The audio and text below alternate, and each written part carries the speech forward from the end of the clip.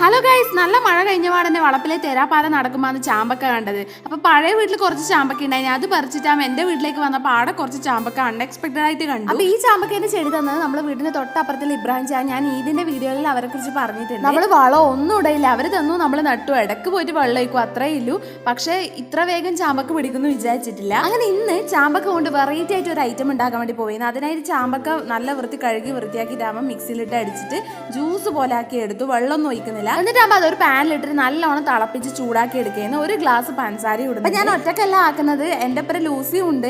അങ്ങനെ അത് തിളച്ച് കുറുകി വരുന്ന സമയത്ത് നല്ലോണം വറ്റണം. എന്നിട്ടാകുമ്പോൾ ഈ ഒരു കൺസിസ്റ്റൻസിയിലാണ് കിട്ടേണ്ടത്. എന്നിട്ട് അരമുറി നാരങ്ങ നീര് ഒഴിച്ചു കൊടുക്കുന്നത്. അപ്പം ഞാൻ ഉണ്ടാക്കിയിട്ടുള്ള ജാമാണ്. നാരങ്ങ നീര് ഒഴിക്കുന്നത് ഇത് കേട് കൂടാണ്ടിരിക്കാൻ വേണ്ടിയിട്ടാണ്. എന്നിട്ടാകുമ്പോൾ ഞാൻ രാവിലെ ഉണ്ടാക്കിയ പൂരിൻ്റെ ഒപ്പരാണ് ഇത് തിന്ന് നോക്കുന്നത്. എൻ്റെ ആ എക്സ്പ്രഷൻ തന്നെ നിങ്ങൾക്ക് മനസ്സിലായിട്ടുണ്ടാകും. ഞാൻ ഒട്ടും പ്രതീക്ഷിച്ചിട്ടില്ല ഇത് ജാമ് പോലെ തന്നെ ആവുമെന്ന്. അടിപൊളി ടേസ്റ്റ് ആയിട്ടുണ്ട്. അപ്പം വീഡിയോ ഇഷ്ടപ്പെട്ട ചാനൽ സബ്സ്ക്രൈബ് ചെയ്യണേ.